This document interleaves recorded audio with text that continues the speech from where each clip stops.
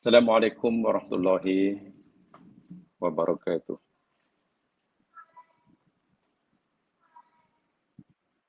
Alhamdulillah rabbil alamin wa bihi nasta'in ala umuri dunya waddin.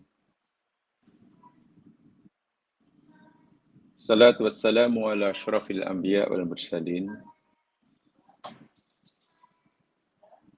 nabiyina rasulina Muhammad al-mab'uth rahmatan lil alamin. Bismillahilladzi la yadurru ma ismihi syai'un fil ardi wala fis sama' wa huwas samiul alim. Bismillahilladzi la yadurru ma ismihi syai'un fil ardi wala fis sama' wa huwas samiul alim. Bismillahilladzi la yadurru ma ismihi syai'un fil ardi wala fis sama' wa huwas samiul alim.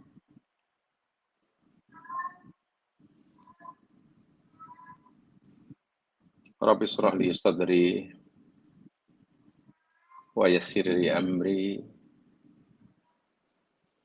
wahlul 'uqdatam min lisani yafqahu qawli.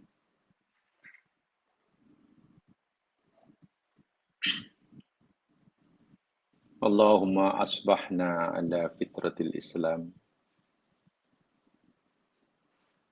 wa ala kalimatil ikhlas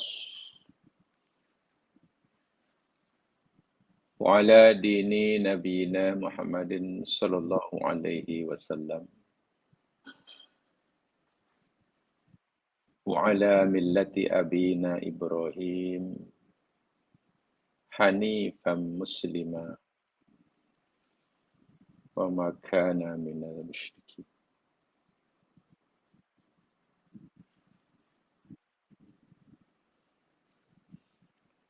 Para pendengar muslimin muslimat yang dirahmati Allah sekalian,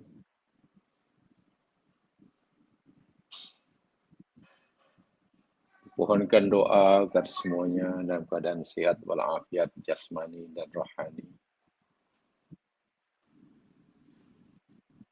diberikan kebahagiaan duniawi dan ukhrawi.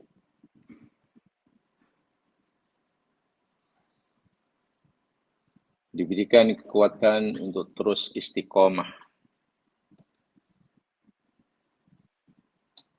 dalam menjalani perintah Allah dan meninggalkan larangannya.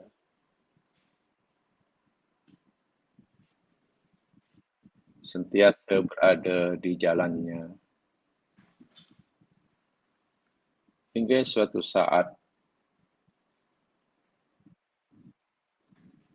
bila telah tiba masanya kita dipanggil olehnya dalam keadaan radiyah mardiyah. Amin ya rabbal alamin.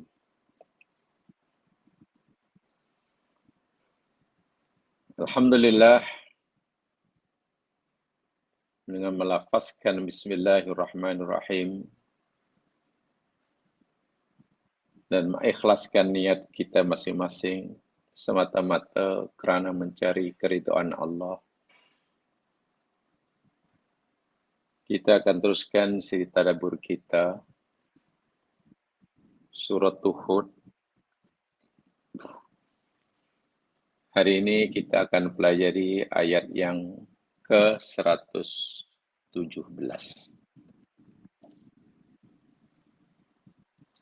Sila buka Al-Qurannya, surah Hud 117.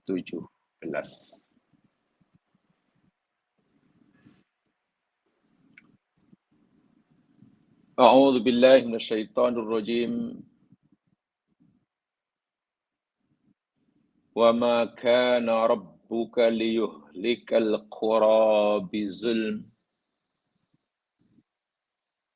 wa ahluha muslimun.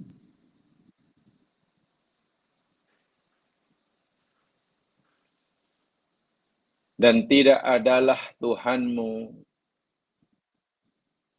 hendak membinasakan, menghancurkan satu negeri.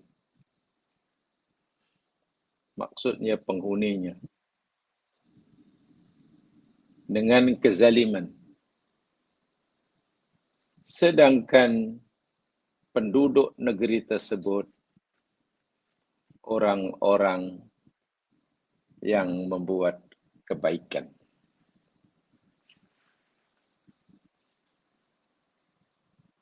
Tidaklah Tuhanmu membinasakan satu negeri, satu kampung dengan kezaliman, walhal penghuni kampung atau negeri tersebut orang-orang yang muslih.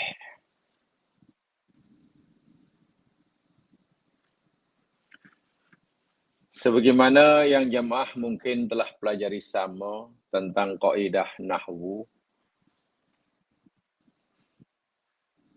bila ada lam yang sebelumnya didahului dengan kana manfiyah, contohnya dalam ayat ini ada liyuh lika, ada lam, li lam. Sebelumnya ada kana manfiyah, yakni kana yang dinafikan, makana ke lam yakun ke. Lam itu namanya lam juhud. Dan ia memberi maksud penafian secara total. Pengingkaran secara menyeluruh. Dengan bahasa yang mudah, ia menunjukkan perkara yang mustahil. Apa maksudnya? Apa yang dinafikan secara total, apa yang dimustahilkan dalam ayat ini. Sesuatu yang mustahil yakni dalam ayat ini, Allah Subhanahu wa Ta'ala yang Maha Adil mustahil, tidak mungkin membinasakan suatu negeri kerana kezaliman. Allah tu Maha Adil. Tidak mungkin melakukan perkara yang zalim. Apalagi Allah Subhanahu wa Ta'ala telah berfirman dalam hadis qudsi, Inni haramtu zulma ala nafsi. Sesungguhnya aku telah mengharamkan berlaku zalim ke atas diriku sendiri. Allah sendiri mengharamkan perbuatan zalim. Sehingga Allah tidak mungkin zalim. Sehingga ayat ini menyatakan tak mungkin Tuhanmu itu membinasakan satu kaum karena kezaliman. Jadi jika sekiranya ada satu negeri dihancur leburkan oleh Allah, dibinasakan oleh Allah dengan sangat dahsyat, itu bukan kerana Allah berlaku zalim ke atas mereka. Subhanallah. Tidak mungkin. Yastahilu ayyuhlikallahu al-qura bizulmin. Tidak mungkin, mustahil. Allah berlaku zalim. Apalagi di hujungnya wa ahluha muslihun. Lebih-lebih lagi wa ahluha muslihun. Maksudnya apa? Jika orang yang jahat, yang kufur kepada Allah sekalipun, ketika Allah timpakan musibah, bala, bencana, hingga mereka hancur lebur, Itu pun tidak bermakna Allah menzalimi mereka. Bahkan Allah menunjukkan keadilan mereka. Apatah lagi bila penduduk negeri tadi orang-orang yang baik. Bagaimana mungkin Allah akan menzalimi hambanya yang baik? Sedangkan pada hambanya yang jahat pun Allah tidak mungkin berlaku zalim. Itu poinnya. Di ayat ini, Allah menekankan sifatnya al-adlu. Allah seakan-akan berkata, aku ini zat yang maha adil. Tidak mungkin melakukan kezaliman. Hatta kepada hambaku yang menderhaka kepada aku pun aku tetap berlaku adil.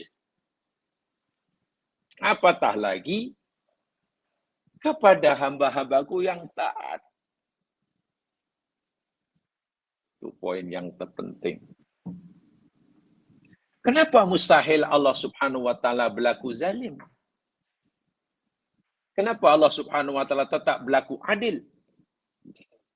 Li'anna muradadz zalim ayyakhudha haqqal ghair liyantafi'a bih.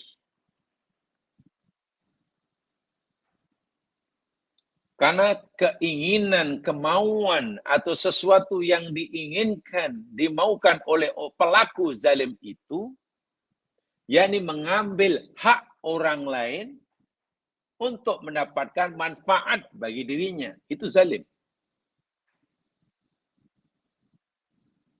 Orang yang zalim, orang zalim, banyak orang itu mengambil hak orang lain untuk manfaat dirinya. Dan ini mustahil dilakukan oleh Allah. Pertama mustahilnya. Apa yang di alam semesta ini, apa yang bukan milik Allah? Tidak ada kan? Di alam semesta ini, apa yang bukan milik Allah? Jawabnya tidak ada. Atau apa di alam semesta ini atau yang ada dalam diri kita ini yang menjadi milik mutlak kita? Apa? Tidak ada kan? Kita kan tidak punya apa-apa. Bahkan diri kita pun dimiliki olehnya. Bermakna kalau Allah Subhanahu mengambil apa yang ada di alam semesta ini, memperlakukan apa yang dikehendaki terhadap alam ciptaannya, maknanya Allah melakukan sesuatu terhadap apa yang dimilikinya, bukan dimiliki oleh orang lain. Bagaimana mungkin orang melakukan terhadap apa yang dimilikinya dikatakan zalim? Kan tidak. Kita duduk di rumah yang ya disahkanlah oleh undang-undang, itu rumah kita, tidak zalim. Kita petik buah mangga yang disahkan oleh undang-undang negara, ya itu kita pemiliknya, tak zalim.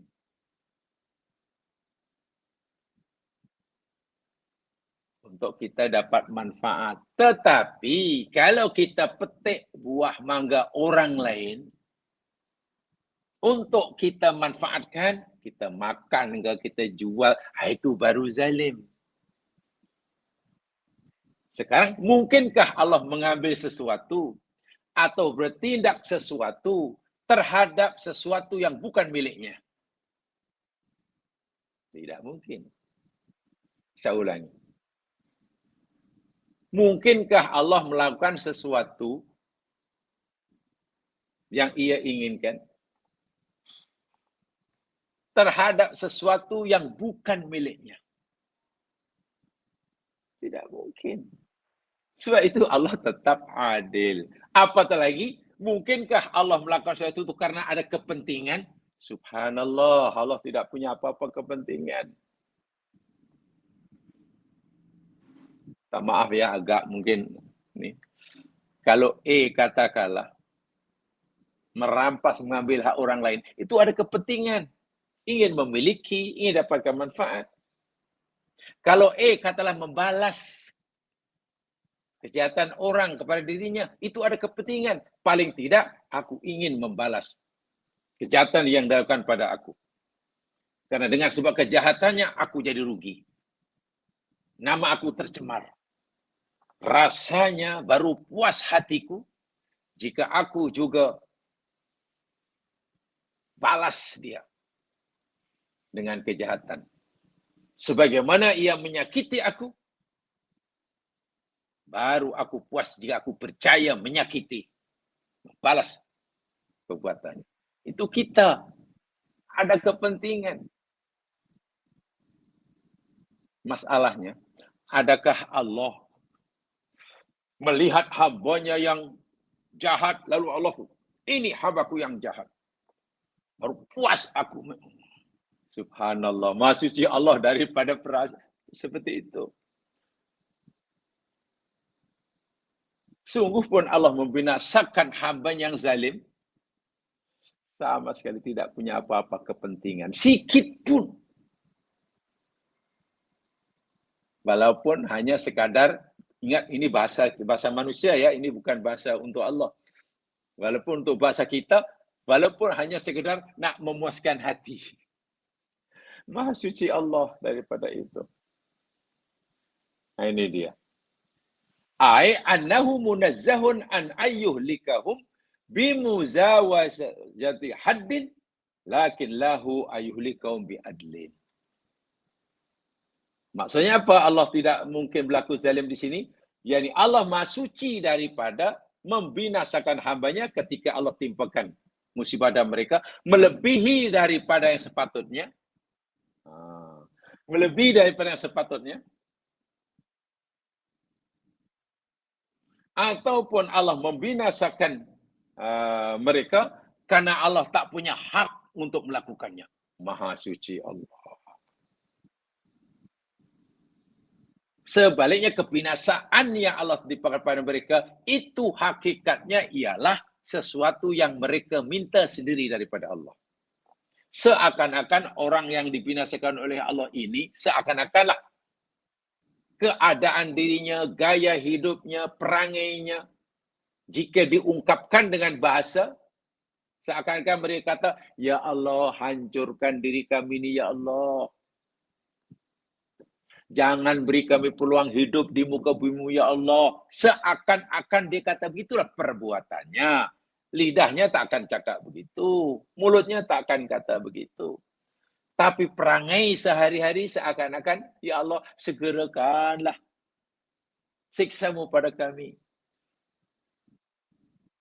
Dan bila Allah timpakan kebinasaan, bukankah itu karena permintaan mereka? Itu namanya adil. Allah bagi kepada hambanya sesuai dengan apa yang mereka minta. Subhanallah. Itu pertama. Ini kesimpulan daripada apa yang dibuat oleh Sya'rawi, Mutawakkil Sya'rawi.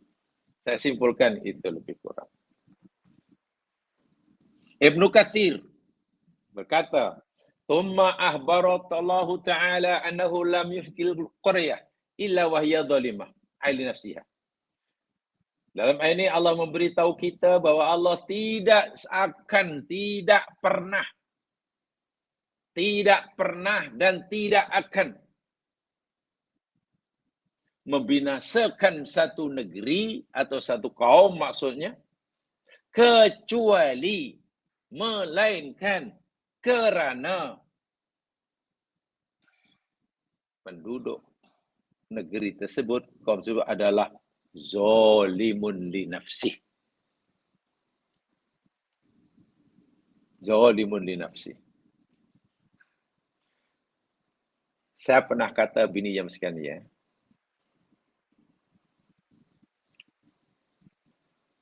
Musibah, bencana atau lebih tepatnya yakni azab ya. Lebih tepatnya azab. Sebab kalau sebut musibah nanti kan ada ujian, kan ada yang baik, ada yang tak baik. Musibah dalam pengertian azab. Azab Allah yang Allah timpakan pada manusia, ini cerita dunia dulu ya, di akhirat sudah pastilah. Itu pasti berpunca daripada dosa manusia itu sendiri. Pasti.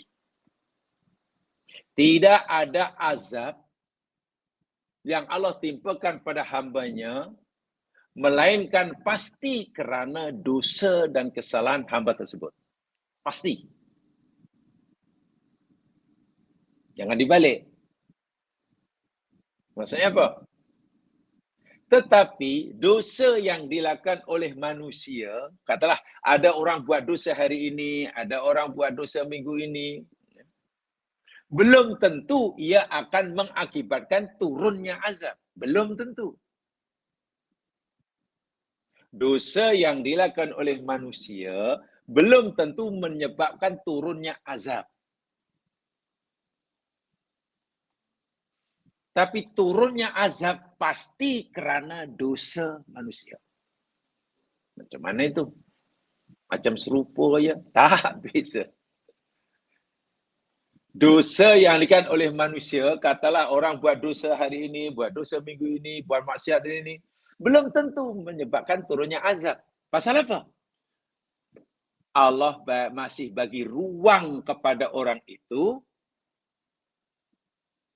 untuk bertaubat. Sebab itu ditangguhkan. Jika bertaubat, azab yang sepatutnya menimpa mereka kerana dosanya, tak jadi menimpa. Tetapi jika azab itu dah menimpa, itu pasti kerana dosanya.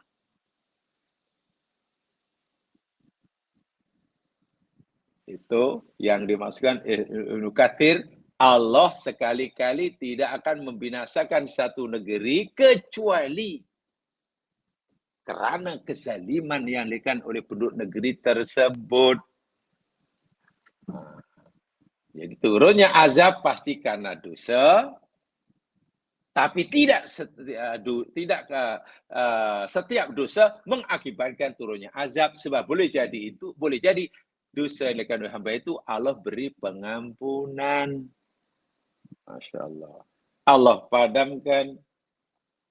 Walam ya'ti qaryatan muslah ba'suhu wa adabuhu qattun hatta yakunu humud zalimin. Allahu Akbar. Sehingga tak pernah dan tak mungkin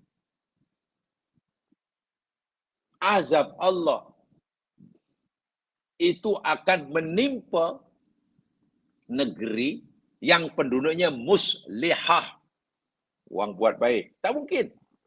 Tak mungkin.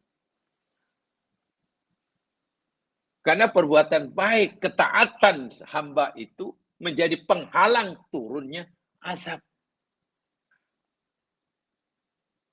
Sehingga mereka berubah. Kalau mereka sudah berubah, bertukar, jadi pada muslih, menjadi zalim, jadi mufsid, itu baru turun.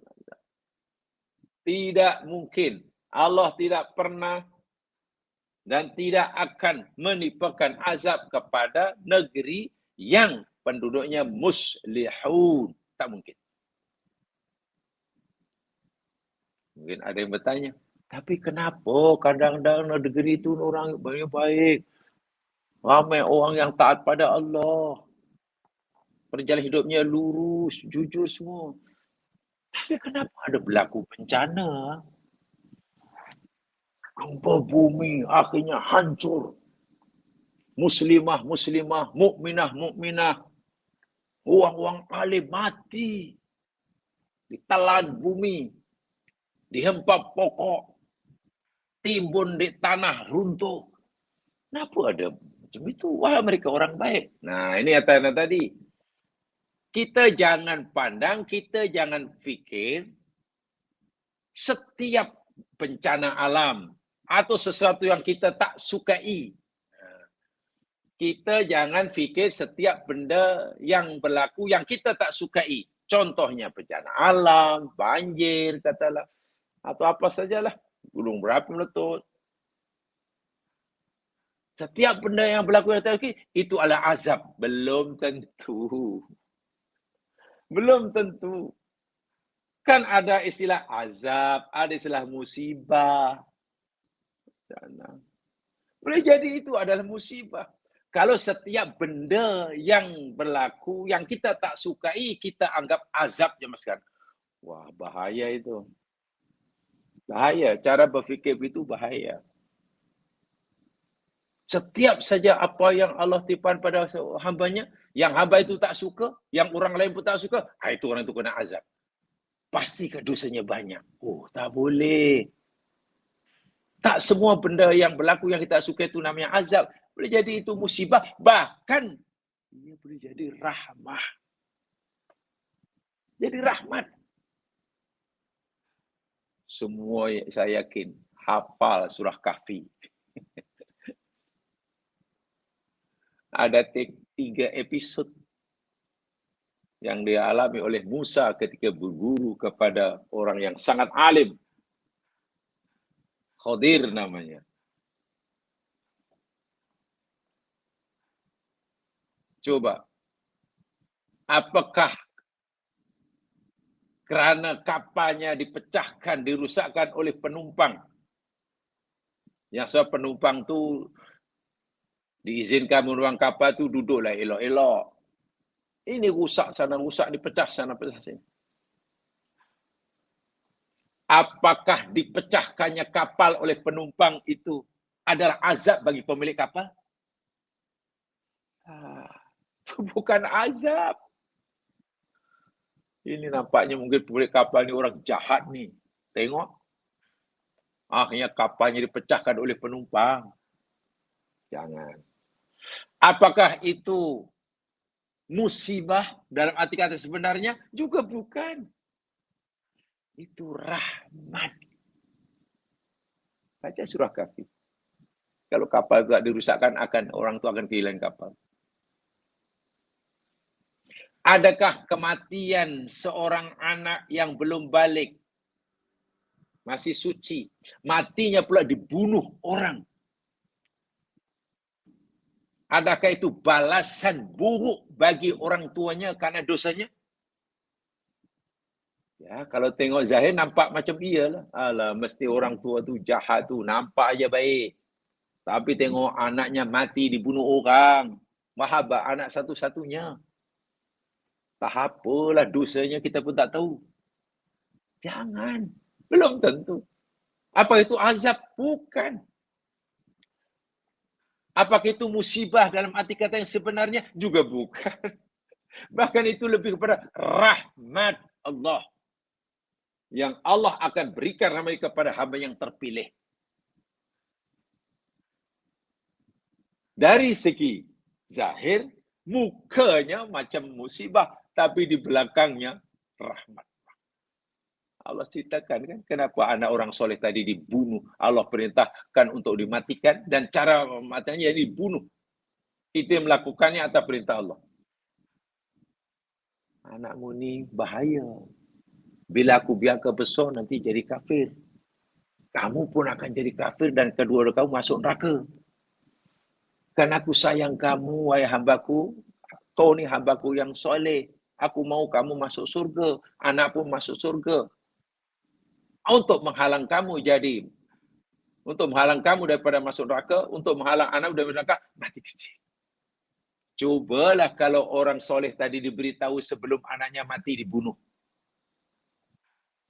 Cubalah pemilik kapal, nelayan miskin, pemilik perahu itu diberitahu oleh Allah sebelum perahunya dipecahkan. Ya pasti tak terkejutlah. Begitu tengok orang pecah kapal, alhamdulillah alamin, alhamdulillah, syukur. Dia syukur. Tapi Allah kan tak beritahu sebelumnya. Kalau Allah beritahu sebelumnya, apa makna iman?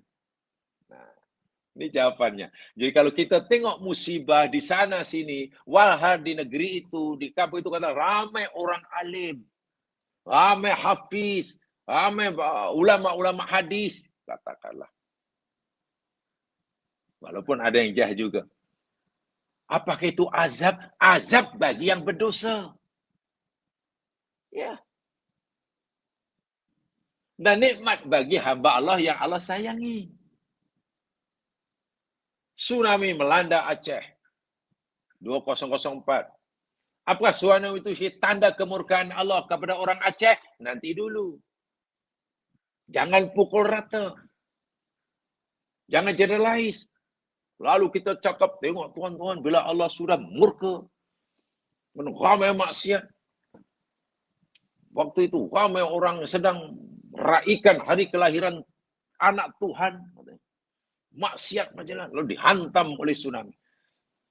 Kan masa Christmas. Betul, orang meraihkan, mempercayai Tuhan punya anak itu dosa. Tapi kan bukan hanya berlaku di Aceh waktu itu. Di Kuala Lumpur pun juga ada. Di belahan bumi yang manapun juga ada. Kenapa dipilih Aceh? Jadi tsunami yang berlaku tempoh hari, ranapan ratusan ribu orang, ya betul, itu azab bagi yang berdosa ketika berlaku musibah. Tapi itu rahmat bagi orang yang muslim. Rahmat bagi orang muslim. Bayangkan kanak-kanak yang belum balik. Mati. Cara kematiannya sama dengan yang mungkin sedang melakukan syirik. Masa kematiannya sama dengan yang melakukan dosa. Tempat kematiannya sama dengan pendosa-pendosa. Si kanak-kanak yang belum balik tadilah. Atau orang yang sangat jujur. Ulama, alim. Cara mati sama, tempat mati sama, masa mati sama. Tapi nasibnya tidak sama. Yang satu su'ul khotimah, yang satu husnul khotimah. Sehingga bencana itu tidak boleh kita pukul rata, itu azab Allah. Nanti dulu. Azab bagi siapa? Musibah bagi siapa? Rahmat bagi siapa? Yaitu ayat ini, Allah nyatakan, tak mungkin. Misalkan Allah beritahu pada kita, wahai hambaku, tidak mungkin, aku ini tak pernah dan tidak akan menimpakan azab kepada hambaku, kecuali karena kezaliman mereka. Kezaliman mereka lah yang mengundang, yang menjemput azabku. Bukan karena aku zalim, bukan karena aku silap. Subhanallah, Masya Allah. Daripada kesilapan. Wa dhalamnahum walakin dhalamu anfusahum. Tuh, tempoh hari dalam surah Hud. Surah Hud juga 101, yang boleh rujuk semula. Hud 101, apa Allah kata? Wa dhalamnahum, kami tak menzalimi mereka. Walaupun kami hancurkan mereka, bukan kerana kami zalim mereka. Ya Allah, kalau engkau tidak menzalimi mereka, sedangkan engkau menghancurkan mereka, lalu apa punca kebinasan mereka itu? Lalu apa alasan engkau membinasakan mereka? Kalau bukan kerana engkau berlaku zalim pada mereka. Katalah kita tanya begitu pada Allah. Apa jawab Allah? Walakin zolamu anfusahum. Tetapi karena mereka sendiri menzalimi diri mereka sendiri. Kezaliman yang mereka lakukan itulah yang menjemput kebinasaan aku. Bukan karena aku zalim. Masya Allah. Wa ma rabbuka bidzallabil abid. Itu kata Ibnu Katsir.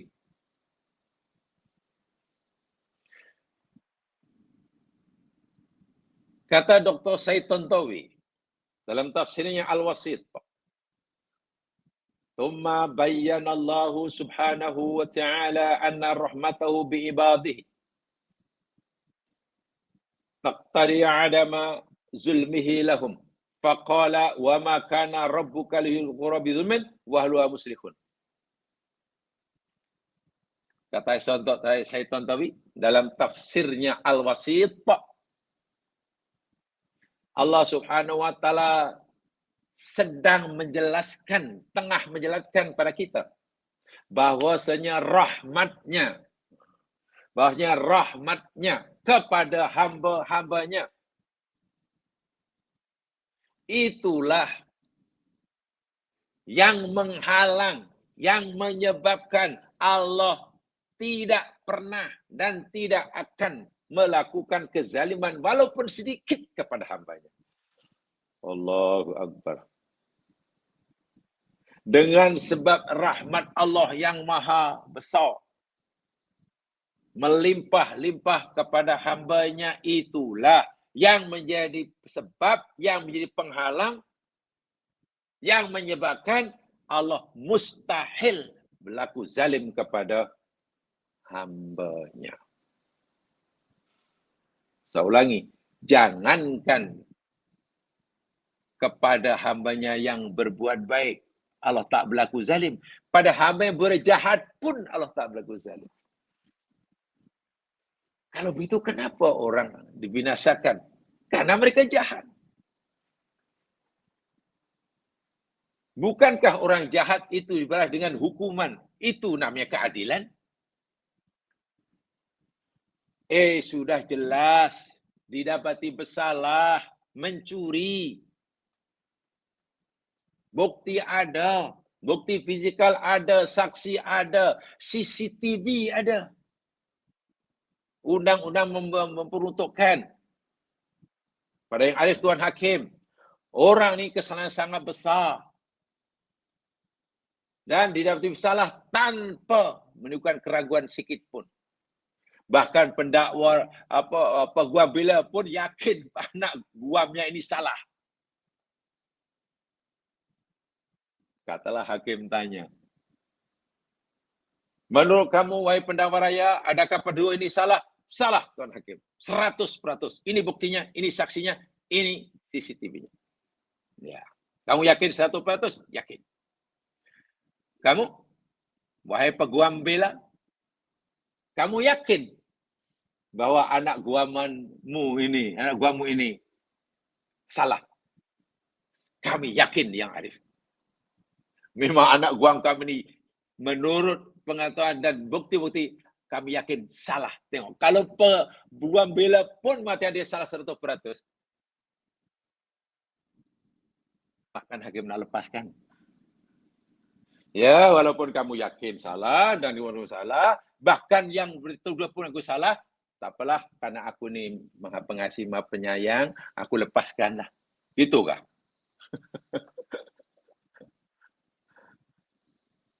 Ya, nanti akan huru-hara. Maka mahkamah akan jatuhkan hukuman penjara 3 tahun 6 bulan. Hukuman dan disuruh kerja ni. Itulah bukti keadilan. Yang salah dihukum sesuai hukumnya dengan kesalahannya. Itulah adil. Kalau dilepaskan, apa hak hakim untuk melepaskannya? Itu kalau bagi kita di dunia. Bagi Allah memanglah Allah punya hak mutlak. Allah punya hak mutlak. Sama ada nak nyiksa hamba yang berdosa atau nak mengampunkannya. Itu adalah hak mutlak Allah. Tak ada siapa boleh campur tangan. Kecuali dosa syirik. Itu cuma sudah tahu. Kalau dosa syirik, Allah sendiri kata pastilah ada hukum. Jadi rahmat Allah terhadap hambanya, itulah yang menjaga mutu agar Allah tidak melakukan zalim sedikit pun. Itu kata Said Tantawi. Dan di dalam ayat tadi, wa ma kana rabbuka liyuhlikal qura bi zulmin. Di situ kata Said Tantawi membawa makna al-mulabasah. Lil mulabasah. Maknanya yang menjadi satu atau ilsok. Mulabasah atau ilsok, melekat. Maknanya tidak mungkin azab yang Allah timpakan kepada hamba yang berdosa itu disertai dengan kezaliman. Berbau kezaliman daripada Allah. Tidak mungkin. Sikit pun tak mungkin. 100% azab yang Allah timpakan pada hambanya yang jahat. Hatta ada disabab peti lah, ditenggelamkan dalam air lah, dibenamkan dalam bumi. Sikit pun tidak ada unsur kezaliman. Sikit pun tak ada bercampur dengan kezaliman daripada Allah Subhanahu Wa Taala. Kalaupun kita bicara kezaliman itu berpunca 100% daripada diri mereka sendiri. Kezaliman mereka lah yang diasbab turunnya azab. Bukan kezaliman itu datang daripada Allah, sehingga Allah ketika Allah menimpakan kebinasaan tersebut. Sehingga disimpulkan di sini, saya tontowi, wa ma kana ay min sya'ni rabbika Muhammad, tidak mungkin sifat Tuhanmu itu, keadaan Tuhanmu itu, yang maha adil itu, membinasakan penduduk satu negeri yang dengan cara yang zalim. Atau dengan cara yang tidak adil. Sama sekali tidak. Apatah lagi negeri itu kaum yang muslih. Li'anna dhalikal ihlaka ma'atilkal hal yatanaffa ala ma katabahu ala nafsi min rahmah wal adal. Karena kalau Allah lah berlaku zalim, walaupun sikit ketika menimpakan balasan kepada hamba yang berdosa sekalipun, ya pasti ini bercanggah lah. Bercanggah dengan apa yang Allah telah tetapkan sendiri atas dirinya. Bahwa Allah pernah berfirman dalam hadis qudsi, Nabi bersabda, Inni haramtu zulma ala nafsi. Sesungguhnya aku haramkan berlaku zalim atas diriku. Kalau dalam bahasa kita, maknanya Allah mewajibkan berlaku adil atas dirinya. Seakan-akan Allah memberitahu kepada kita, wahai hambaku, aku wajibkan atas diriku berlaku adil. Dan aku haramkan atas diriku berlaku zalim. Allah sendiri yang mewajibkannya. Jadi kita tidak perlu menuntut keadilan Allah. Ya Allah, aku mau ya Allah tunjukkan keadilanmu. Macam mana tuntut Allah tunjukkan keadilan kita? Sebab rasa-rasanya Allah, kehidupan kami selama ini, macam apa yang kau tetapkan bagi kehidupan kami selama ini, macam tidak adil. Kami tidak merasakan keadilanmu, ya Allah. Tunjukkan. Bahaya tu cakap macam tu, ya mas sekalian. Allah sendiri, aku mewajibkan adil atas diriku. Jadi kita tidak perlu menuntut-nuntut. Wa yadubillah, orang menuntutkan itu mana orang yang meragui keadilan Allah. Kata Rabbukum ala nafsi rahmah. Hadis Nabi mengatakan, Quran sendiri pun, Allah sendiri pun berfirman dalam Al-Quran. Surah Al-An'am ayat 54. Yang boleh rujuk. Al-An'am 54. Kata Rabbukum ala nafsihir rahmah. Al-An'am 54. Tuhanmu telah menetapkan atas dirinya rahmah. Allahu Akbar. Maknanya tidak mungkin berlaku zalim. Karena Allah telah mewajibkan artinya rahmah. Wala yazlimu rabbuka ahada. Dan Tuhanmu itu tidak berlaku zalim kepada siapapun, walau sedikit pun. Al-Kahfi 49. Al-Kahfi 49. Ditegaskan juga, wa ma kunna muhlikil qura illa wa ahluha zalimun. Dan tidak mungkin adalah kami akan membinasakan satu negeri kecuali penduduknya, penghuninya, orang-orang yang zalim. Qasas 59. Qasas 59. Begitu, nama sekalian. Baik. Di hujung ayat itu, Allah berfirman, wa ahluha muslihun. Nah, ini kunci dia ya. Jadi, tadi saya katakan, setiap azab yang berlaku menimpa manusia, seseorang, pasti karena dosa mereka. Pasti. Pasti kezaliman mereka. Ya. Walaupun tidak semua dosa itu akan berakibat turunnya azab. Karena boleh jadi Allah ampunkan. Boleh jadi orang itu sedar, kemudian dapat pengampunan. Tapi tengok, di hujung tu menarik. Kalau kita tak nak ditimpa azab, bukan musibah ya. Azab. Sebab kalau musibah zaman sekarang, ujian itu pasti. Macam mana ya supaya kita hidup ni tak ada ujian, tak ada bala? Itu mustahil. Wala nabluwannakum bisyai'im minal khaufi wal ju'i wa seterusnya. Sungguh pasti kami akan timpakan kamu bala, kata Allah. Ujian itu pasti. Sesuatu yang berlaku pada kita, yang kita tidak sukai. Itu pasti itu. Sakitlah, rugilah, hilang baranglah, gagal mencapai cita-cita lah, kematian lah. Tanam pokok, tanam buah tak berbuah, sudah habis sekian, pelaburan tidak menguntungkan, ya itu pastilah. Kata orang, daripada senang menjadi susah, daripada untung banyak jadi rugi banyak, daripada berjaya jadi gagal, daripada bangkit menjadi jatuh. Itu bukan azab, itu bala, dan bala suatu yang pasti. Seseorang manusia yang hidup di dunia pasti akan ditimpa bala. Tidak mungkin tidak. Yang kita bicarakan ini azab. Suatu yang menimpa kita daripada Allah, yang kita tak sukai, dan Allah pun tak suka kita. Itu azab. Apa penghalangnya? Nih, wa ahluha muslihun.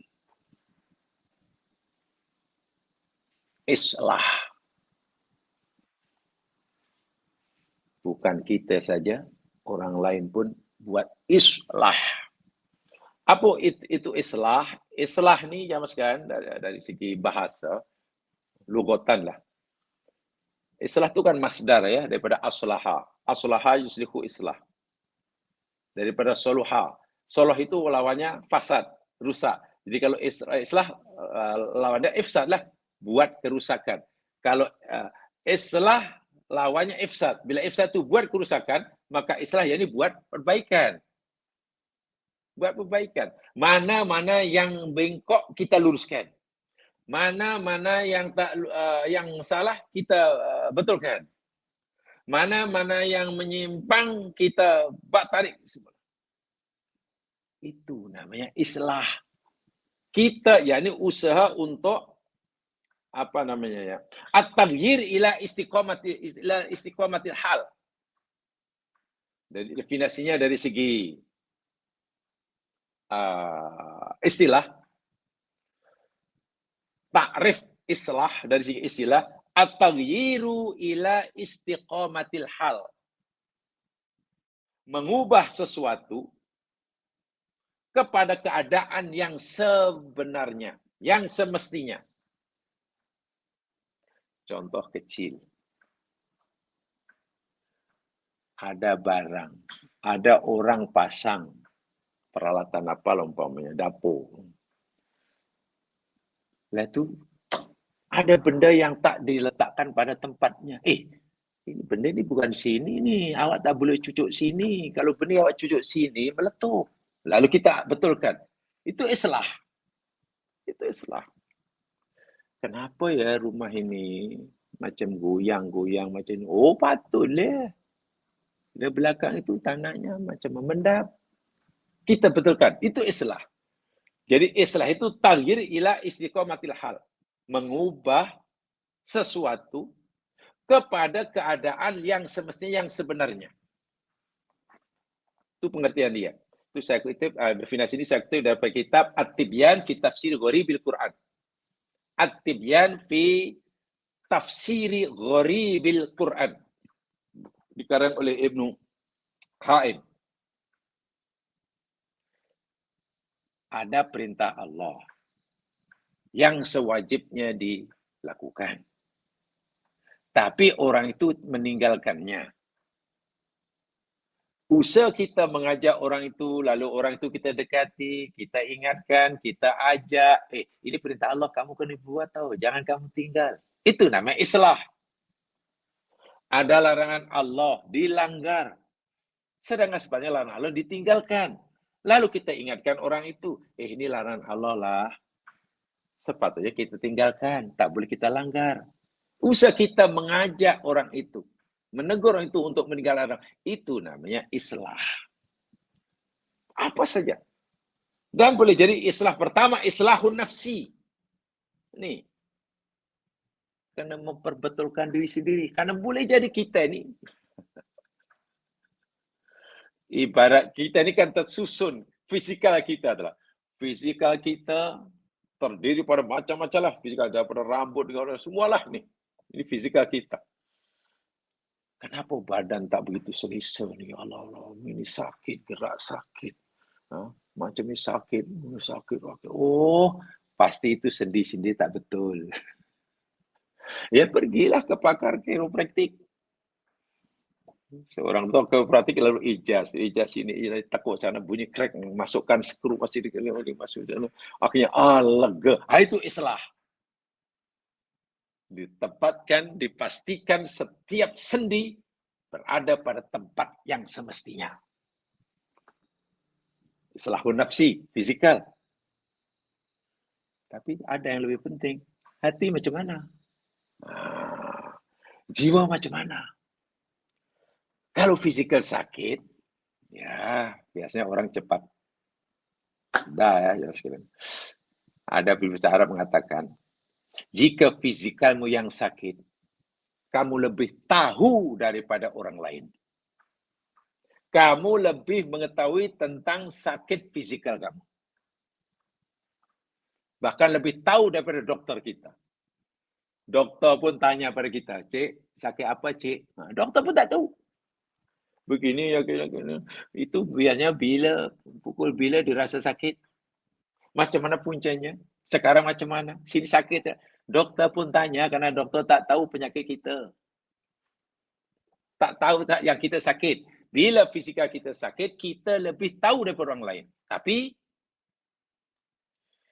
jika jiwa kita yang sakit, kolbun kita yang sakit, orang lain lebih dahulu mengetahuinya daripada kita. Orang yang hatinya sakit itu dia tak tahu, tak sedar. Orang lain tahu. Kenapa orang tu macam sekarang ya? Dulu tak macam tu. Tapi kenapa sekarang lain ya? Menampak macam semacam macam. Yang empunya diri tak tahu. Jadi kalau kita tak tahu yang hati kita sakit, macam mana kita nak islah? Ini pertama. Yang pertama, islah tu kena islahun nafsi. Dan untuk islah kita kena tahu mana yang tak betul. Bila kita sudah berjaya islahun nafsi,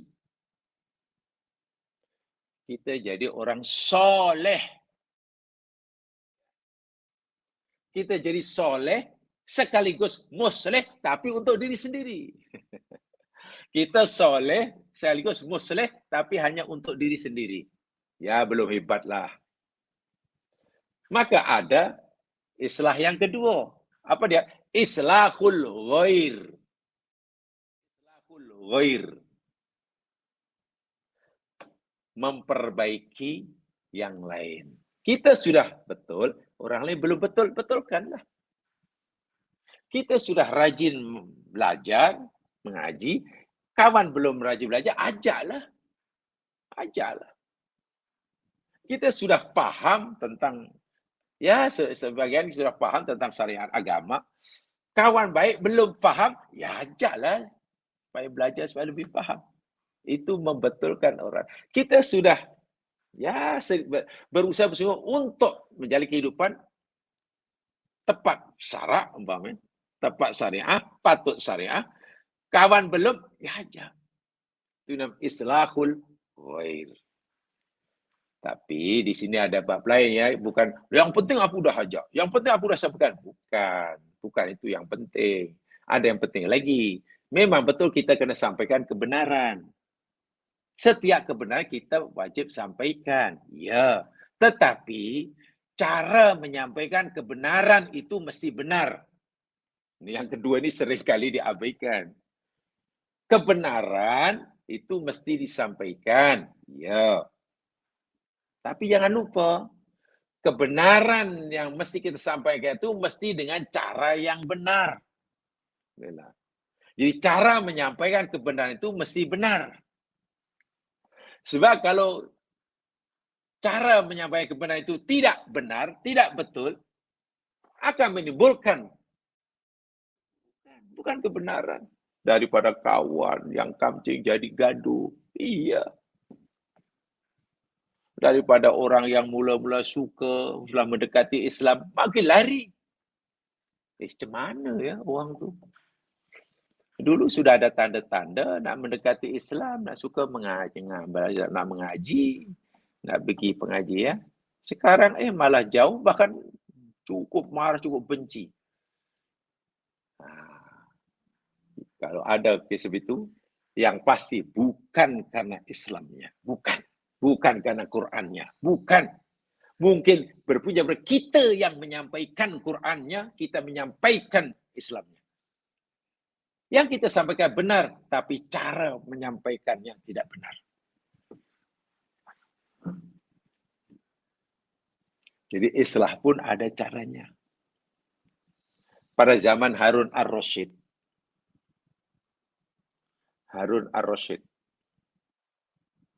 khalifah yang terkenal lah, kaya.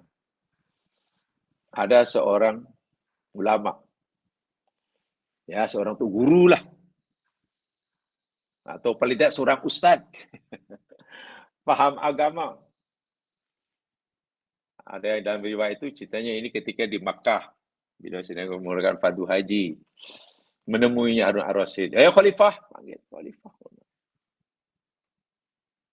Ini nasihun lak, mamusaddid. Tuan Khalifah, saya datang menemui Tuan Khalifah ini nak memberi nasihat. Memang layaklah, dia kan ustaz. Orang alim, layaklah.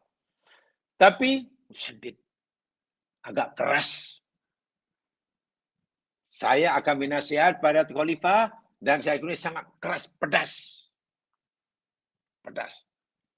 Jadi jangan ambil hati lah. Itu maksudnya. Harun ar-Rasyid zaman sekarang orang yang bijak, bukan orang tak beragama. Akhirnya dijawab apa? Ya fulan.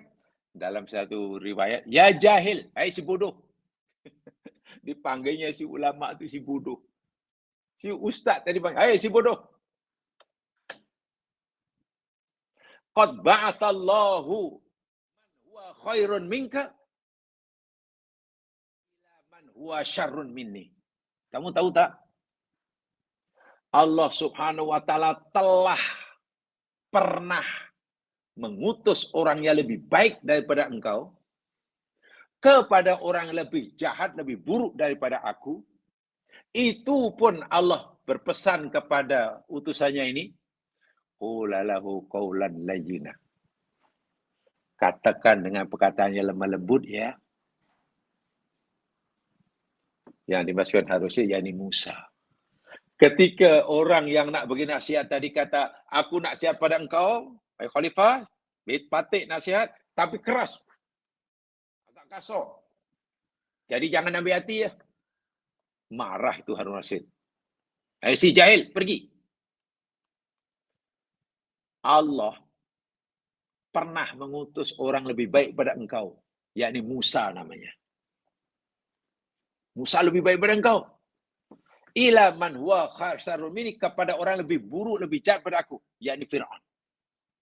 Engkau tidak lebih baik pada Firaun daripada Musa, aku tidak lebih jahat daripada Firaun. Itu pun apa pesan Allah pada Musa? Musa, temui Firaun ya. Islah itu Firaun ya. Sampaikan kebenaran itu ya. Tapi ingat Musa, dia itu raja. Dia itu ada harga diri. Dia itu ada pengikut. Ulalahu qaulan layyina. cakap yang elok, cakap lemah lembut. Jika Musa kekasih Allah, kalimullah, itu pun oleh Allah masih disuruh untuk bercakap lemah lembut, sopan, tidak menghina, tidak merendahkan harga diri Fir'aun. Yang Fir'aun itu kita tahu musuh Allah, musuh Fir'aun. Sama ada Fir'aun nanti terima Musa atau tidak, itu cerita lain. Tapi cara menyampaikan itu mesti, bahasa kami dahulu, yang kita sampaikan mesti Al-Quran, betul. Tapi cara kita menyampaikan Al-Quran mesti bersifat Quranik. Yang kita sampaikan mesti Al-Quran. Tapi cara kita menyampaikan Quran mesti bersifat Quranik. Nah, yang kedua ni sering kali diabaikan. Sehingga orang baru pertama kali dengar sudah panas. Ih, apa ni? Apa ni semua salah? Akhirnya tak suka. Mungkin karena kita ambil yang kedua ini. Harun Ar-Rasyid Khalifah kata halaunya si ustaz ni. Hei ustaz, bodoh, pergi. Kalau bahasa sekarang macam itulah. Hei ustaz, bodoh, pergi. Ada orang lebih baik daripada kamu. Musa pun diutus pada orang bijak beraku. Nampak pun tak macam kamu. Siapa kamu? Nak bercakap kasar kepada Allah. Musyaddid itu mana keras lah. Nah, jadi ini penting. Jadi memperbaiki orang lain itu disuruh islahul, tapi ingat cara menyampaikan kebenaran mesti dengan cara yang benar. Cara menyampaikan Al-Quran mesti Quranik. Jadi orang yang mungkin belum tertarik jadi tertarik. Yang sudah tertarik makin tertarik. Jangan orang baru tertarik akhirnya tak tertarik. Bukan salah yang disampaikan, salah cara menyampaikannya. Dan itu perlu dikaji, perlu dipraktikkan. Ya, Nabi pun kata, basyiru wala tunaffiru, yassiru wala tu'assiru, kan begitu. Fiqh dakwah Nabi. Ya lebih kemukakanlah berita menggembirakan mereka. Dan jangan membuat mereka lari. Ya lebih mudahkanlah mereka, jangan kamu susah-susahkan agar mereka lebih terus mau datang. Gitu. Tapi masalah kalau orang buat macam tu, ini lembut sangat, tak tegas. Ini tak tegas, apalah macam ni. Orang lari-lari biarlah. Karena dia khatamallahu. Ini kita suka begitu. Bila kita pilih dakwah cara Nabi, dianggap tidak tegas lah, banyak toleransi lah. Tak kisah. Orang tu kita yang kebenaran. Kalau tak benar sudah itu. Yang penting kita sampaikan. Memang orang sudah fi qulubihim maradun. Hati mereka sudah ada penyakit. Keluar lagi dalil. Sudah khatamallahu ala qulubihim. Allah memang dah kunci dah hati mereka. Biar. Yang penting kita sampaikan. Panas ke tak panas, hati mereka dah kunci. Kita sebut mereka masih dekat, keluar lagi dalil. Summun bukmun umyung fahum lain. Yang disampaikan betul, tapi cara menyampaikan itu tidak ikut Nabi, gitulah, tidak ikut sunnah. Fiqh dakwahnya kosong. Ini yang perlu difahami. Jadi kenapa kadang-kadang orang macam itu? Dakwah tidak menarik, tapi malah ya minta maaf, sekali lagi minta maaf ya. Kadang-kadang antara pendakwah, B pendakwah pun sudah saling. Ya, Masya Allah. Dan yang ketiganya, islah bainan nas. Memperbaiki, mana mendamaikan di antara manusia. Muslim, B Muslim. Hubungannya tidak baik. Ya kita islah. Kita jangan fikir ya misalnya islah ini maknanya hanya betulkan orang tak solat, kita suruh solat. Banyak. Orang bohong, kita suruh cakap jujur. Bukan itu saja. Bila Muslim, B Muslim, tapi tidak rukun. Bergaduh. Bahkan bertengkar, berpecah. Kita jadi orang ketiga, jangan berpihak pada A atau B. Kita jadi orang yang tengah, islah, damaikan. Artinya apa? Jika penghuni penduduk negeri tadi, pertama, sudah mengislah dirinya sendiri. Jadi orang soleh. Kedua, mengislah orang lain. Sehingga yang lain pun jadi soleh juga. Orang kita sudah soleh dan musleh orang lain. Dan kita peka. Nampaknya kawan kita tu macam tak ngam lah. Itu macam mana, apa puncanya? Kita coba rukunkan. Sehingga orang Islam ni, asal dia sudah menyebut La ilaha illallah Muhammad Rasulullah. Muslim lah tu. Mukmin lah tu. Sudah solat, sudah. Muslim. Kita wajib lakukan juga orang Muslim. Tapi nampaknya hubungannya tak ngam. Kita damaikan. Islam ni adalah bersifat inklusif.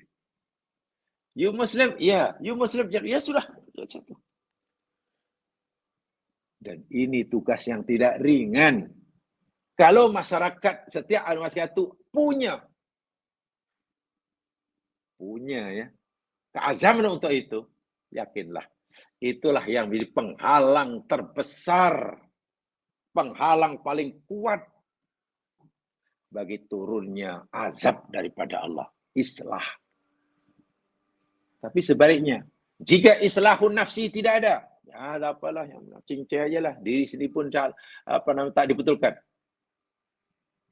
Hanya diperbetulkan dia punya fizikalnya. Pinggang sakit cepat betulkan, tangan bengkok cepat dibetulkan. Tapi hati sakit tak betulkan. Tak peduli pada orang lain. Amar ma'ruf nahi munkar, jam. Tak berjalan. Islahul ghaib itu mana amar ma'ruf nahi munkar, jam. Seperti mana sebelumnya diceritakan kan? Kenapa orang dahulu ini jahat semuanya? Dan tak ada orang yang berani amar ma'ruf nahi munkar. Ulu baqiyah Quran sebut dalam ayat sebelum kita pelajari ya. Wahai kalau ada amar ma'ruf nahi munkar, adab itu tak jadi turun. Ini yang kedua, amar ma'ruf nahi munkar. Dan yang ketiga tak kalah pentingnya. Dalam apa saya kita dalam hidup ni, yang ada yang kita ucapkan ke, tindakan ke, atau apa sajalah. Buat itu, buat ini, buat itu, buat ini, buat yayasan itu, yayasan ini. Pastikan jangan sampai ucapan kita, tindakan kita, pertubuhan yang kita bina, yayasan kita asaskan, malah menyumbang kepada perpecahan umat. Jangan sekali-kali. Sebenarnya usahakan yang kita ucapkan, yang kita buat, yayasan kita dirikan, menyumbang, mempersatukan umat. Umat Muslim maksud saya. Siapa umat saya itu? Setiap orang yang mengucapkan kalimat syahadah itu mukmin. Kita rangkul semuanya, kita peluk semuanya. Bukan malah menciptakan dinding-dinding pembatas-pembatas. Ini kumpulan kami yang Muslim buat sepadan. Itu kumpulan Muslim. Ya akhirnya saling serang menyerang. Ini bukan islah. Kita mesti sebagai pemersatu umat Islam. Saya ulangi, siapa umat Islam? Orang yang pernah melafazkan dua kalimat syahadah. Sudah, Islam bersifat inklusif. Jadi satu. Jangan sampai sekali menghina orang Islam. Walaupun mungkin kita berbeza pendapat dan fahaman dengan dia. Kan itu sudah jelas dalam hadis disebutkan. La yahillu lil muslimin ayyajru akhahu fawqa thalathi ayamin. Haram hukumnya bagi seorang muslim meninggalkan seorang muslim yang lain, maknanya sudah putuslah hubungan lebih 3 hari. Sudah jatuh qat'ur rahim. Dan untuk jadi orang muslim, daripada non-muslim jadi muslim, hanya perlu asyhadu alla ilaha illallah wa asyhadu anna. Itu muslim, wajib kita perlukan. Sebagai orang muslim, hak dia untuk dapat perlakuan sebagai orang muslim itu penuh. Dia punya hak 100% untuk mendapatkan perlakuan sebagai orang muslim. Bila orang sudah baca syahadah, tiba-tiba masing-masing pula sudah buat gap. Lebih rajin membina dinding tinggi-tinggi dan tebal-tebal daripada membina jambatan untuk menghubungkan antara satu kumpulan dengan kumpulan yang lain. Ini bahaya. Sangat bahaya berdasarkan ayat ini. Allah kata, yang boleh menghalang kamu daripada azabku, islah. Islahun nafsi, islahul ghair, islah bainan nas. Ada 3. Ada 3 jenis islah. Islahun nafsi, islahul ghairi, al-islah bainan nas. Itu penghalang dinding terbesar yang untuk menghalangi azab Allah menimpa. Karena ketiga-tiga itu maknanya kita sedang bergerak. Kalau kita lakukan 3 itu, kita sedang menggerakkan diri kita, menggerakkan masyarakat kita, berikan semua orang rujuk ila tariqis shawab. Kita sedang menggerakkan mereka kembali ke jalan yang benar. Dan islah itu al-islah yujannibul umamal halak. Islah itu boleh menghindar, mengelakkan umat daripada kehancuran. Apalagi islah bainan nas. Mendamaikan antara kumpulan ke dalam manusia. Maknanya perpecahan itu mengundang, menjemput kebinasaan. Ini penting. Sebab itu memahami Islam sebagai rahmatil alamin yang diajarkan oleh Nabi, sangat-sangat penting. Sangat penting. Nabi ini penuh dengan kasih sayang jamaah sekalian, penuh dengan kasih sayang dalam dakwahnya. Jamaah boleh baca hadis, mungkin yang sedang belajar hadis-hadis tentang itu ya. Hadis tentang apa namanya, yakni alin warahmah fid dakwah.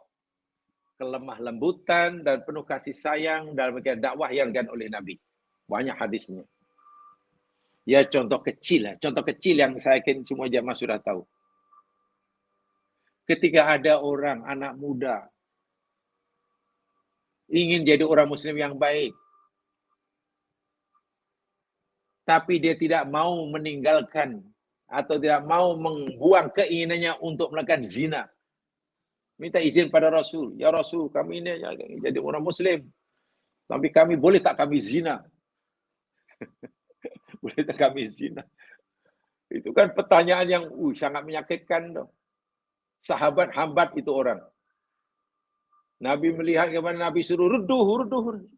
Panggil. Jangan halau buat anak muda itu, panggil, dekat. Nabi malah suruh mendekati. Sahabat pun rasa pelik. Pasal apa? Jelas-jelas anak muda ini tak guna. Menghina Islam begitu dahsyat sekali. Ingin jadi orang muslim baik tapi minta izin nak berzina. Kepada Rasulullah pula, dapat orang ramai. Coba kalau kita ditanya, katakanlah jamaah di masjid atau di surau, ada orang sedang bersarah. Tiba-tiba ada seorang jemaah anak muda. Ustaz, nak tanya sikit Ustaz. Saya ni ingin sekali lah nak pergi masjid, rajin solat, rajin ibadah. Tapi boleh tak Ustaz saya, tolong isikan Ustaz, saya berzina. Karena saya ini memang macam ni, minta maaf lah. Saya pesan ini. Katalah, apa agak jamaah masjid itu? Apa agak dilakukan oleh jamaah masjid? Dihambatnya mungkin pemuda itu. Tak tahulah mungkin apa kata pensarah. Tanya di masjid. Tapi tengok Nabi. Sini. Nabi suruh dekat dan Nabi tanya apa tadi? Ya Rasul, saya ingin jadi orang muslim baik, tapi izinkan saya berzina. Dan zina itu kan haram kan? Nabi kata, oh gitu. Ya gini aja lah. Apa kata jika sekiranya ada orang berzina dengan ibumu? Marah orang itu. Pemuda itu marah. Demi Allah ya Rasul, aku pertaruhkan nyawaku untuk membela ibuku. Oh gitu. Kalau ada orang berzina dengan kakakmu, marah lagi. Semua perempuan yang ada kaitan dengan dirinya disebut nama. Kakakmu, adik perempuanmu, makcik kamu, dan semua. Anak perempuan kamu. Demi Allah ya Rasul, aku marah, aku taruhkan nyawaku. Wahai anak muda, ketahuilah. Jika kamu berzina dengan seorang perempuan itu boleh jadi, perempuan yang kamu berzina dengannya itu boleh jadi ia ibu bagi orang lain. Atau kakak perempuan bagi orang lain. Adik perempuan. orang lain, istri orang lain, makcik orang, macam juga. Dan mereka akan marah dengan kamu. Maknanya apa? Apakah kamu pikir hanya kamu seorang saja yang begitu marah bila ada berzina dengan perempuan yang ada hubungan dengan kamu? Orang lain pun macam juga. Nabi rupanya ajak orang itu berfikir. Biar dia sendiri berfikir waras, paham betul, sehingga bila sudah paham, dia akan meninggalkan maksiat dengan sukarela tanpa ada paksaan. Dan orang bodoh itu, oh demi Allah ya Allah, kami tidak akan lagi, kami tidak akan. Tengok, itu cara dakwah Nabi. Mungkin kalau kita sekarang, mungkinlah, boleh tak saya berzina? Apa nama budak ni? Neraka kamu tempatnya. Halau, jangan. Masjid terlalu suci untuk kamu. Masjid ini terlalu mulia untuk pertanyaan seperti itu. Apa? Ini contoh kelembutan kan. Nabi bukan tidak tegas, justru itulah ketegasan. Jadi sesuatu yang nampak tidak tegas itulah justru ketegasan. Kenapa kesannya tengok? Dia meninggalkan maksiat. Bukan karena takut pada sesiapa. Bukan karena amaran ancaman orang. Bukan karena takut dihukum. Bukan karena takut dibenci, dikeji, tapi semata-mata karena dia. Itu cara dakwah Nabi. Itu cara islah Nabi. Yang disampaikan oleh Nabi benar. Dan cara Nabi menyampaikan kebenaran pun benar. Itu maksud saya. Maksud saya seperti itu. Jadi, untuk kita, kewajiban kita, islah. Karena bila kita sudah islah, semua muslihun, islahun nafsi, islahul ghair, islah bainan nas, makna kita sudah ada pendinding, sudah ada penghalang, sudah ada benteng yang sangat kukuh untuk menolak azab. Bukan untuk menolak bala ya. Kalau bala ujian pasti. Ujian itu pasti. Ini azab. Ahmad Syauqi dalam Aswaqud Dhahab pernah berkata, as-salihuna yabnuna anfusahum wal muslihuna yabnuna al-jamaah. Orang-orang yang soleh itu orang yang membina dirinya sendiri, memperbaiki dirinya sendiri. Wal muslihun yabnuna al-jamaah. Dan muslih itu orang yang membina, memperbaiki jamaahnya. Bermakna muslih lebih tinggi daripada soleh. Itulah. Muslih itu makamnya lebih tinggi daripada soleh. Wah, soleh itu kan dah ibadah. Wah, dia orang yang soleh. Bagus. Tapi belum tentu muslih. Belum tentu muslih. Ngajinya kuat, solatnya hebat, qiyamul lail hebat, puasanya jangan tanyalah. Wiridnya panjang. Tawaduknya luar biasa. Katakanlah. Dia beritahu, Pak Haji. Pak Haji ini di kampung ini orang yang sangat dihormati, Pak Haji. Jadi bila Pak Haji cakap aja, semua orang dengar Pak Haji. Jadi kami datang ni minta tolong sama Pak Haji lah. Kedai depan tu Pak Haji. Kedai itu satu-satunya di tempat kita. Orang di kawasan kita ni belanja semua ke kedai runcit itu Pak Haji. Tapi banyak menipu lah kedai itu. Yang dijual benda-benda yang nampaknya dah tak elok. Timbangannya pun tak betul. Harga suka hati. Macam mana ni banyak menipu lah. Kita beli, lepas tu baru keluar kedai, masuk balik nak dipulangkan, tak bagi. Kami terpaksa Pak Haji beli tu kerana tak ada kedai lain. Cobalah Pak Haji cakap. Pak Haji ni kan orang yang dihormati, yang ucap, bila bercakap nanti semua orang dengar. Mungkin kalau Pak Haji tegur nanti, tiba-tiba Pak Haji yang soleh tadi, dia kata, tak apa, sudahlah, tawakal Allah lah. Dia buat dosa, bio je lah. Nanti dia tanggung di akhirat. Yang penting kita tak buat dosa, sudahlah. Tengok. Ini soleh tapi tidak muslih. Dia Muslim. Sebab dia fikir, yang penting aku dah baik. Tapi tengok benda yang belum baik, dia diam. Nah, ini bahaya. Baru islahun nafsi. Belum islahul ghair. Apalagi islah bainan nas. So, masih kurang. Masih kurang. Baik. Ayat yang ke-118. Panjang sebenarnya jamaah. Kali ini saya dalam nota yang saya sediakan ini sebenarnya panjang. Masih ada beberapa ayat dan hadis Nabi yang tak sempat saya sampaikan. Berkaitan dengan ayat 117. Tapi tepat. Yang lebihnya itu jamaah cari sendiri. Ayat 118. Saya bacakan. Kalau tak sempat jelaskan, ya tak apa. Yang penting sudah saya bacakan 118. Walau syaa rabbuka laja'alan nasa ummatan wahidah wala yazaluna mukhtalifin. Dan jikalau Tuhanmu menghendaki, niscaya Dia jadikan manusia itu sebagai satu umat sahaja. Dan mereka itu, kerana Allah tidak menghendaki menjadikan kamu sebagai satu umat, maka mereka akan sentiasa mukhtalifin. Mukhtalifin boleh jadi berbeza, beragam, beraneka ragam, berselisih, dan lain sebagainya. Imam Ad-Dhahhak memahami ayat ini sebagaimana diutip oleh Ibnu Abi Hatim.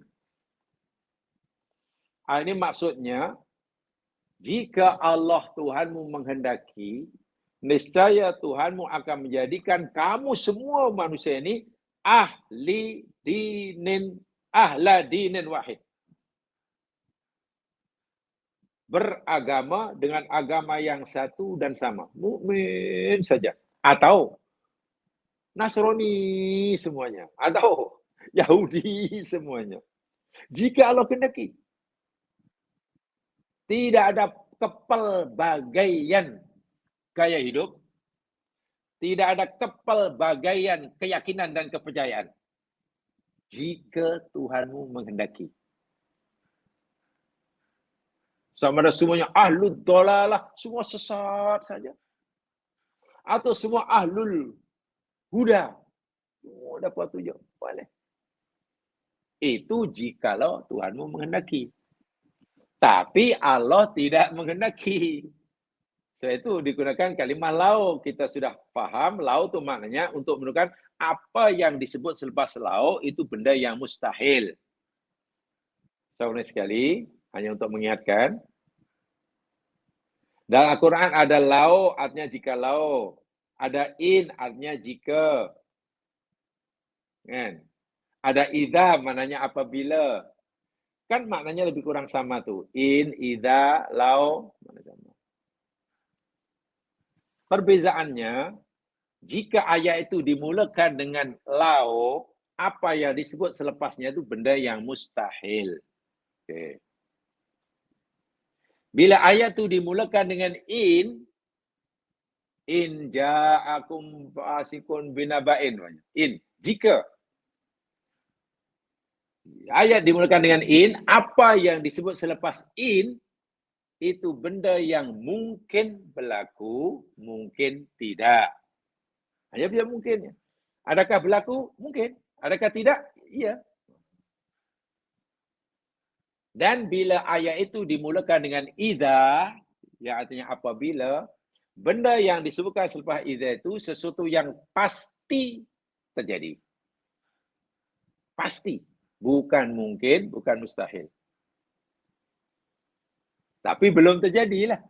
Pasti terjadi pada masa yang akan datang dan masanya sudah hampir. Idza zulzilatil ardu zilzalaha. Apabila bumi diguncangkan dengan sedahsyat-dahsyatnya. Pertanyaannya, adakah suatu hari bumi ini akan diguncangkan? Ya atau tidak? Pasti atau mustahil? Atau mungkin? Kita jawab pasti. Dari mana awak yakin bahawa bumi pasti akhirnya? Itu tidak. Allah tak katain. Suatu hari pasti. Idza jaa nasrullahi wal fath. Apabila pertolongan Allah dan pembukaan pembebasan kota Makkah telah datang. Ayat itu diturunkan sebelum Fathu Makkah. Adakah pertolongan Allah itu pasti akan datang? Allah akan berikan kepada orang hambanya yang dikasih? Jawabannya pasti. Kalau mungkin iya, mungkin tidak. Tapi kalau lau, mustahil. Contohnya ayat ini, lau sa'a rabbuka, mustahil. Apa yang dimustahilkan dalam ayat ini? Yang disebutkan ini Allah mustahil menghendaki mencipta semua manusia ini berada menjadi satu umat. Itu mustahil. Kehendak Allah yang menghendaki manusia ini hanya satu umat saja, kafir saja, atau mukmin saja, Muslim saja, Yahudi saja, tak mungkin. Allah tidak mungkin berkehendak seperti itu. Walaupun jika Allah menghendaki berlaku, tapi Allah tidak mungkin menghendaki. Allah tidak mungkin menghendaki. Bukan maknanya Allah tidak punya kekuasaan untuk mewujudkan kehendaknya jika ia berkehendak. Bukan. Allah punya kekuasaan untuk mewujudkan apa yang dikehendaki. Kun fayakun. Kun fayakun kan begitu. Allah punya kekuasaan untuk mewujudkan kehendaknya yang dikehendaki. Ada kuasa jika Allah kehendaki nak jadikan cili semuanya manis. Semua cili manis. Tebu semuanya pedas. Jika Allah kehendaki, ada kemampuan. Pertanyaan, kenapa hingga hari ini belum ada cili yang manis, tebu yang pedas? Ya, karena Allah tidak menghendaki. Bukan Allah tidak kuasa. Kenapa hingga hari ini belum ada pokok pisang yang berbuah durian? Adakah Allah tidak kuasa? Allah berkuasa, Tapi kenapa tidak ada? Allah tidak menghendaki. Tapi adakah jika Allah menghendaki akan jadi? Jadi. Mungkinkah Allah menghendakinya? Kalau untuk pisang berbuah rambutan, itu mungkin. Pasti pun tidak, mustahil pun tidak. Hanya mungkin. Tapi kalau bab tentang mungkinkah Allah menghendaki semua manusia ini sama aja, tak ada perbezaan teman. Ini jawabnya tidak mungkin. Apa sebab? Karena bermula dengan lau. Jawab sekalian, alhamdulillah sempat saya mulakan mukadimah untuk ayat 118. Mudah-mudahan diberkati oleh Allah Subhanahu Wa Taala. Sebab nanti akan bicara panjang lebar juga dengan ayat ini ya. Kaitnya dengan masyiah Allah ini. Apa dimasukkan? Sambungnya dengan ayat selepasnya sebenarnya. 119. Yang benar-benar Allah jua, silap kelemahan sendiri. Mudah-mudahan Allah ampunkan segala kesalahan kita. Subhanakallahumma bihamdika asyhadu an la ilaha illa anta astaghfiruka wa atubu ilaik. A'udzu billahi minasyaitonir rajim. Wal 'ashr. Innal insana lafi khusr illa alladziina aamanu wa 'amilus shalihaat wa tawassaw bil haqq wa tawassaw bis sabr. Assalamualaikum warahmatullahi wabarakatuh.